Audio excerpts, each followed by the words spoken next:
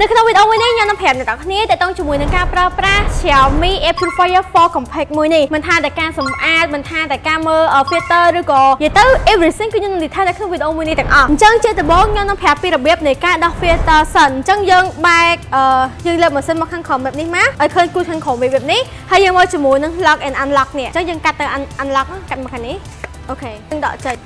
នេះ filter របស់វាអញ្ចឹងសម្រាប់ filter របស់វានេះគឺយើងអាចប្រើចន្លោះពី6ខែទៅ1ឆ្នាំប៉ុន្តែវាក៏តាមស្ថានភាពជាក់ស្ដែងដែរបើសិនជាអ្នកនរគ្នាមានទលីដីច្រើនមានអីច្រើនវាក៏អស់មុនអាយុកាលរបស់វាដែរណាអញ្ចឹងអានេះយើងអាចយកវាទៅសម្អាតដូចជាគ្រាន់តែផ្លុំខ្យល់ចេញឬក៏យើងយក brush យកមក clean អញ្ចឹងអានេះលេងទឹកអត់បានទេហើយដល់ពេលយើងធ្វើការដូរគឺយើងដូរទាំងសំណុំទៅអញ្ចឹងហើយក្នុងការដែលអ្នកនរគ្នាធ្វើការសម្អាតទៅជាមួយនឹងម៉ាស៊ីនតាមប្រឡោះនេះអីពេលខ្លះទៅវាមានទលីដីជាប់អីអញ្ចឹងបើសិនធ្វើការសម្អាតពេលយើងមានជើងដែលអាច clean ជូតបានណាប៉ុន្តែគាត់ថានេះបើសិនអ្នកនរគ្នាចង់សម្អាតខ្លួនឯងគឺសម្អាតចេញទេដោយសារតែវាទៅដល់ជាមួយនឹងការ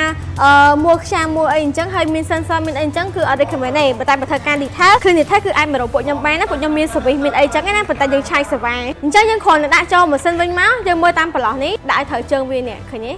ហើយយើងមួលចូលវិញមក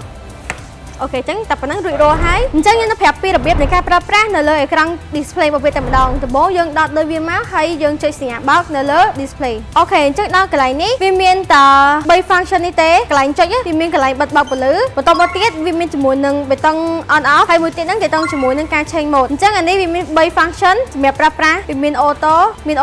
មាន night mode ហើយជាមួយនឹង heart rate នេះតង់ជាមួយនឹងការប្រើកម្លាំងខ្លាំងមែនតើតង់ជាមួយនឹងបរិយាកាស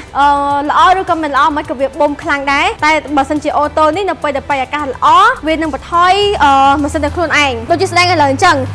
4K នេះគឺបញ្ជាក់ថាអាកាសធាតុនៅក្នុងបន្ទប់នេះគឺវាស្អាត clean ហើយអញ្ចឹងអាអូតូនេះវានឹងស្ងាត់អ្នកនរគ្នាស្ដាប់ឮមានសំឡេងអីអត់គឺអត់មានទេដល់ពេលយើងប្រើប្រាស់ទៅ function night mode សម្រាប់គេងពេលយប់អត់មានការរំខានអីទេធានាមកលាលើមួយសែនហ្មងអត់មានសំឡេងរំខានអីបន្តិចអញ្ចឹង3 function នេះយើងអាចប្រើបានតាមតម្រូវការប៉ុន្តែបើចូលទៅប្រើដំបូង recommend អ្នកគ្នាប្រើជាមួយនឹង function Hobedo នេះចំនួនប្រហែលជា30នាទីទៅហ្មងទៅដើម្បីឲ្យវាជួយបិទខ្យល់បានខ្លាំងហើយយើងដូរមកដាក់អូតូវិញក៏បានដែរអញ្ចឹងទៅជាមួយនឹងការប្រើប្រាស់ជាមួយនឹង display គឺមានត្រឹមតែប៉ុណ្្នឹងទេតាំងមកមើលជាមួយខ្ញុំទៅជាមួយនឹងការ reset device នេះម្ដង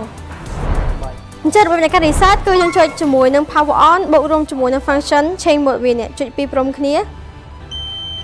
អូខេអញ្ចឹងតែប៉ុណ្នេះទៅគឺវា reset ដាច់ហើយចឹងដល់ពេលយើងត្រូវការភ្ជាប់ជាមួយ asset ថ្មីយើងគ្រាន់តែចុចបើកមកសម្រាប់ការ reset គឺរួចរាល់ហើយបើសិនបងប្អូនអរគ្នាមានចំណងទាក់ទងជាមួយនឹងការប្រើប្រាស់ផ្សេងៗអាច comment នៅខាងក្រោមនេះបានកុំភ្លេចចុច like share subscribe ដើម្បីទទួលបានជាមួយនឹងវីដេអូថ្មីៗជួបគ្នានៅវីដេអូក្រោយបាយ